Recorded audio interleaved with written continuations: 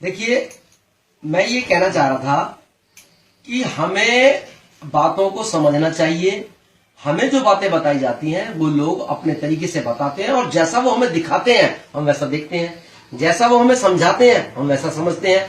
पर अपना बुद्धि और अपना विवेक लगाना चाहिए। मैं आपको ये कहना चाहूंगा कि सतयुग की एक घटना है जिसमें राजा हरिश्चंद्र, जो हिंदुओं के राजा जाति से राजपूत थे, वो हुए और उनकी परीक्षा एक विश्वामित्र नाम के ब्राह्मण ने ले ली। सारा राजपाट छीन लिया और जब दक्षिणा देने का टाइम आया तो राजा हरिश्चंद्र के पास पैसे नहीं थे।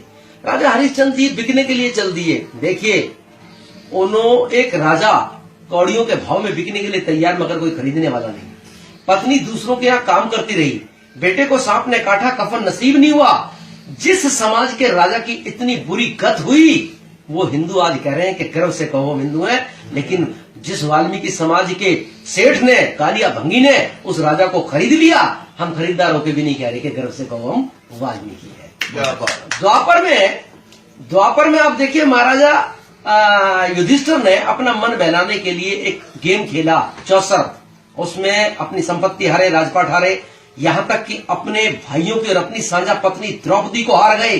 अरे वाल्मीकियों का इतिहास उठा के देखो, वो कभी अपनी पत्नियों का अपमान नहीं होने दिया और अपनी पत्नियों की सुरक्षा करी। हमने अपनी पत्नियों की सुरक्षा नहीं करी, बल्कि हिंदुओं के राजा राम की पत्नी हमारे गुरु के आश्रम में उसको शरण मिली, सम्मान मिला, बच्चे पैदा हुए, एजुकेशन मिली, पालन पोषण हुआ। लेकिन आज हिंदू कह रहे हैं गर्व से कहो हम वाल्मीकि हिंदू हैं, लेकिन वाल्मीकि समाज नहीं कह रहा, जबकि हमने उन पर एहसान किया है। क्योंकि ये बातें हमें हमारे इतिहास की पता ही नहीं है। हमारे संतों की जो ड्यूटी थी वो उन्होंने हमें बताई नहीं, बात उन्होंने पूरी नहीं करी। उसके बाद आप सिखों का इतिहास उठाइए, उनके 9वें गुरु तेग बहादुर का सर इसी दिल्ली में लाल किले के सामने औरंगजेब ने काट दिया और सड़ने के लिए, अपमानित करने के लिए फेंक दिया।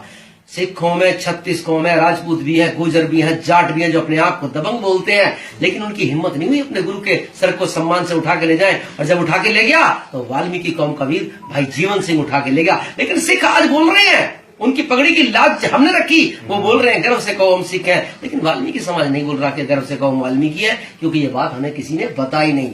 1857 की क्रांति का आप आंदोलन उठा के देखिए, इस देश में मंगल पांडे पर फिल्में बन रही है, कहते हैं 1857 की क्रांति का सूत्रधार वही है, वही हीरो है, मगर सच्चाई है वो इस देश का गद्दार था। उसने अंग्रेजों की वर्दी पहनी, उनकी बंदूक ली और जब आदेश करते थे तो हमारे ही भाइयों पे वो गोली चलाता था। लेकिन उसने विद्रोह कब किया? उसने विद्रोह तब किया जब उसको पता चला कि मैं जिस कारतूस को मुंह से खोलता हूं उसमें गाय और सुअर की चर्बी लगी हुई है। इसका मतलब यह हुआ उसने आंदोलन देश के लिए नहीं बल्कि अपनी जाति बचाने के लिए किया, जो सुअर और गाय की चर्बी से भंग हो गई थी। उसने अपने धर्म को बचाने के लिए, उसने अपने ब्राह्मणत्व को बचाने के लिए विद्रोह किया, देश को बचाने के लिए नहीं किया था। तब तो वर्दी और बंदूक थाम ली थी।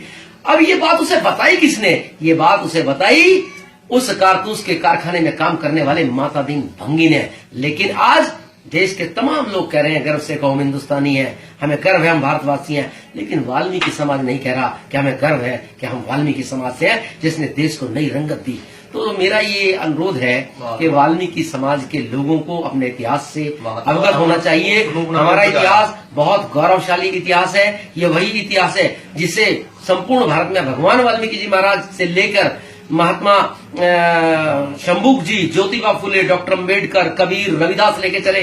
आज उसी आंदोलन को, उसी विचारधारा को, उसी प्रकाश के पुंज को लेकर भारतीय वाल्मीकि धर्म समाज चल रहा है। हमें उसकी शरण में आना चाहिए और उसके विचार को जानना चाहिए, जिससे आने वाला कल उज्जवल हो और संपूर्ण भारत में वाल्मीकि समाज का परचम लहराए। जय वाल्मीकि।